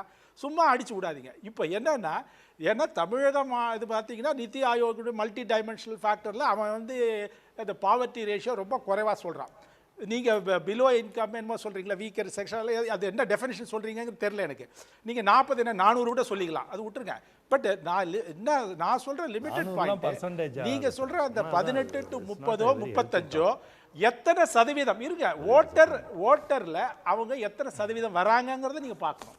ஓகே, அவங்க மத்தியில் ஏதோ ஒரு சில பேருக்கு ஈர்ப்பு இருக்குது, நான் இல்லைன்னு சொல்ல. அதனால தான் நான் என்ன சொல்கிறேன்னா, இந்த 47 தொடராதுன்னு சொல்கிறேன். 42 கூட குறையலாம்.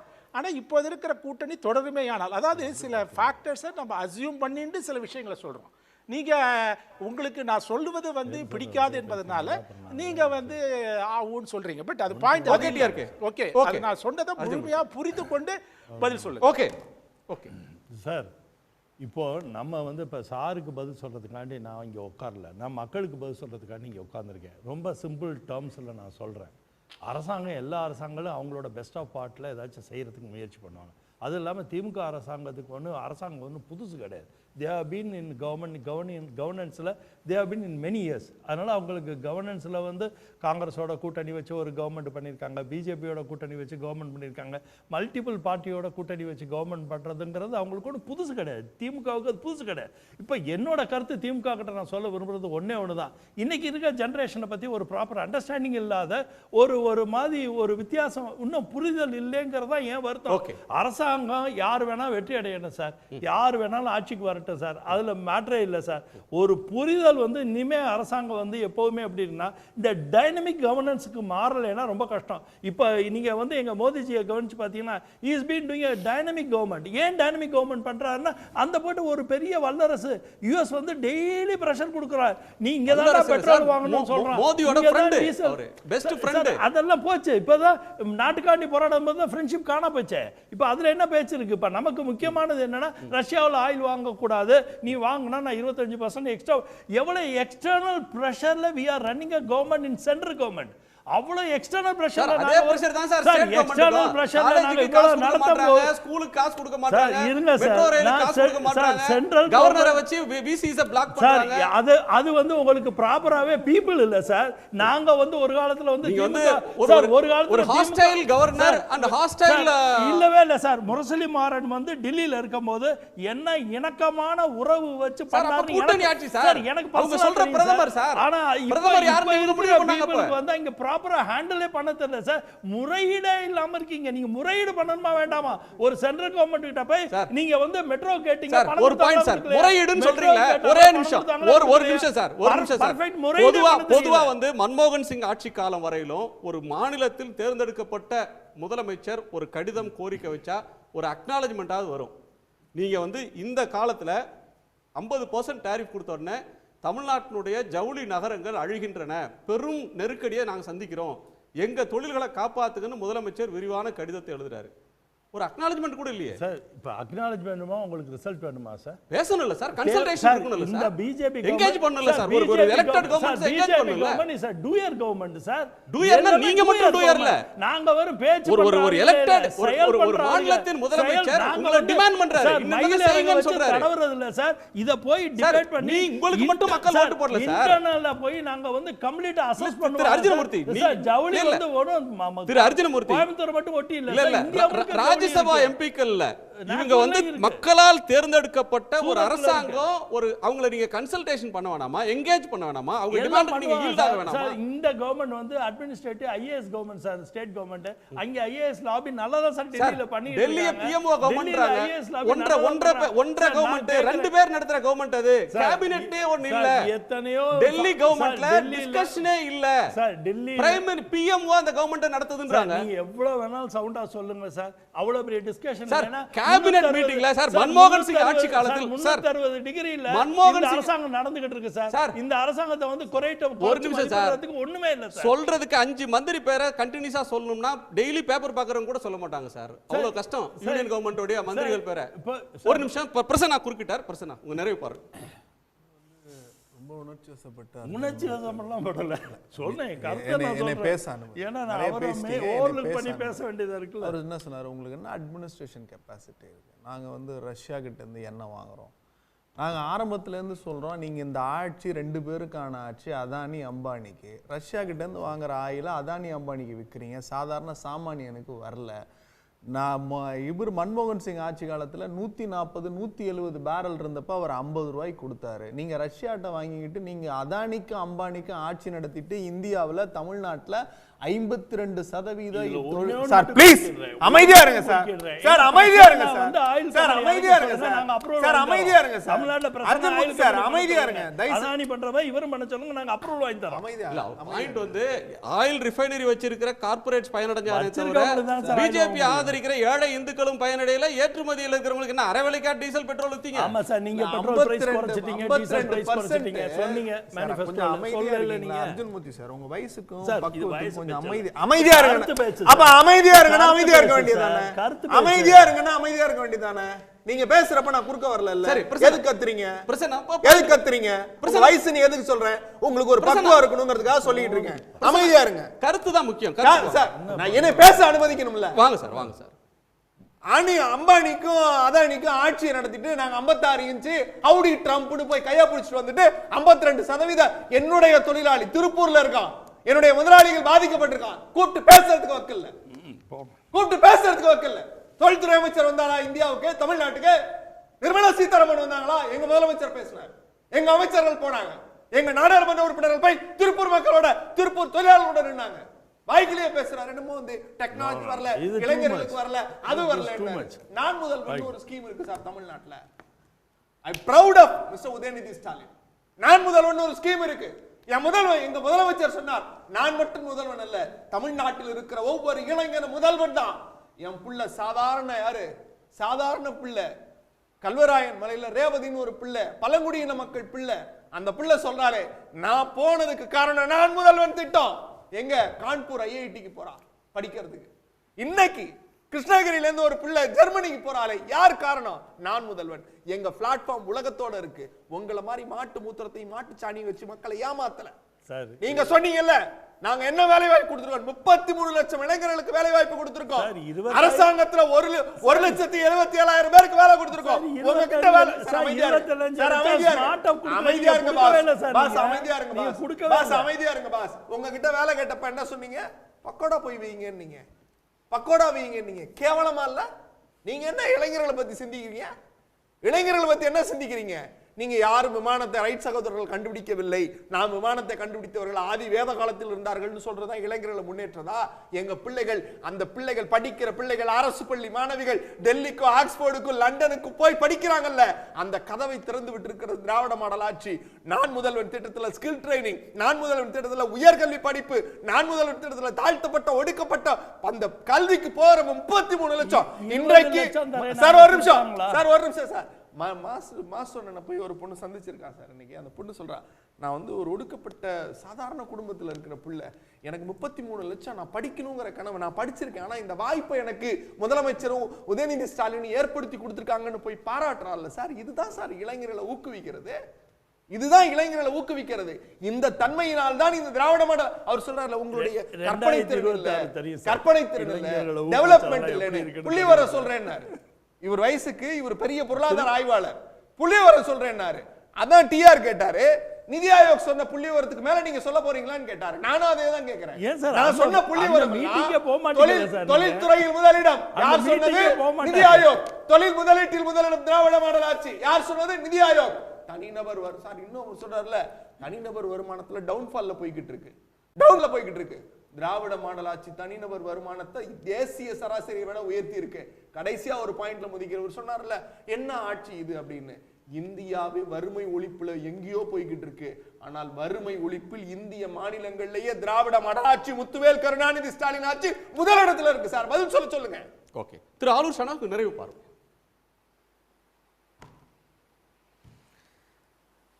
அதாவது பாஜகவுக்கு தமிழ்நாட்டில் அவங்க கொள்கையை சொல்லி அரசியல் செய்வதற்கு வாய்ப்பில்லை. அவங்க கொள்கையை சொல்லி கட்சியை வளர்ப்பதற்கு ஒரு நிலைமை இல்லை அவங்களுக்கு. அதனால என்ன பண்ணுறாங்கன்னா, இருக்கிற ஒரு கட்சியை கூட்டணி சேர்த்து அந்த கட்சியை அழித்து அதன் மீது எழுந்து நின்று இவங்களுடைய இருப்பை உறுதி செய்யலான்னு பார்க்குறாங்க. அதிமுக இன்னைக்கு அந்த பிடியில் சிக்கி சின்ன பின்னம் வாங்கிட்டு இருக்கு. அதிலிருந்து தப்பிச்சு ஓடலான்னு வெளியே போன எடப்பாடியை செங்கோட்டையனை வச்சு மிரட்டி திரும்ப கூட்டணியில் சேர்த்துட்டு இப்போ அவரை சேர்த்து வச்சுக்கிட்டு மீண்டும் செங்கோட்டையனை வச்சு ஆட்டத்தை தொடங்கியிருக்கு பாஜக. இதுதான் இன்னைக்கு அந்த கூட்டணியுடைய நிலைமை. இப்படிப்பட்ட கூட்டணியின் கையில் ஆட்சியை கொடுத்தா என்ன ஆகும் அப்படிங்கிறத தமிழ்நாட்டு மக்கள் பார்க்குறாங்க. களத்துக்கே வராமல் ஒரு பிரச்சாரத்தில் வந்து ஓட்டு கேட்பதற்கு கூட வாரத்தில் ஒரு நாள் வந்து தலைகாட்டுவேன்னு வெளிப்படையாக ஒரு பிரச்சார திட்டத்தை அறிவிச்சிருக்கிறார் விஜய். இவர் கையில் கொடுத்து ஆட்சியை கொடுத்தா அவர் கோட்டைக்கு அப்புறம் மாதத்துக்கு ஒருக்க தான் வருவாரா அப்படிங்கிற கேள்விலாம் இருக்குது.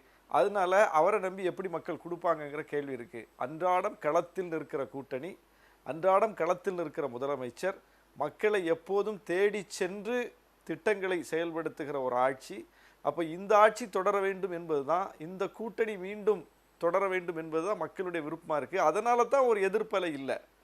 ஏன்னா இந்த கூட்டணி வரக்கூடாது, மீண்டும் இந்த ஆட்சி அமையக்கூடாதுன்னு மக்கள் நினச்சாங்கன்னா இந்த ஆட்சியை வந்து வேற யார்கிட்ட ஒப்படைக்கிறதுன்னு பார்ப்பாங்கல்ல மக்கள். இது வேண்டான்னு முடிவு எடுத்துட்டாங்கன்னே வச்சுப்போம், யார்கிட்ட கொடுப்பாங்க, யார் வேணும், அந்த முடிவுக்கு மக்களுக்கு தேர்வே இல்லையா. அப்போது இந்த ஆட்சி வேணும்னு நினைக்கிறாங்க, அதற்கான காரணங்கள் தான் அதிகம் இருக்குது. அந்த கட்சிகள் வேணும்னு நினைப்பதற்கான எந்த தேவையும் தமிழ்நாட்டில் இல்லை, அவங்களும் அந்த இடத்துல இல்லை. அதனால தான் அண்ணாமலை அந்த வார்த்தையை சொல்ல வேண்டிய இடத்துக்கு தள்ளப்பட்டிருக்கிறார். நன்றி. அண்ணாமலை அவர்கள் சொன்னது பற்றி நேயர்கள்ட்ட ஒரு கேள்வியை முன் வச்சிருந்தோம். தமிழ்நாட்டில் அரசுக்கு எதிரான மனநிலை இல்லை, திமுக வலிமையான கட்சியாக இருக்கிறது என்று அண்ணாமலை கூறியிருப்பது தொடர்பாக ஒரு கேள்வியை நேர் முன்னாடி யூடியூப் தளத்தில் வைத்திருந்தோம்.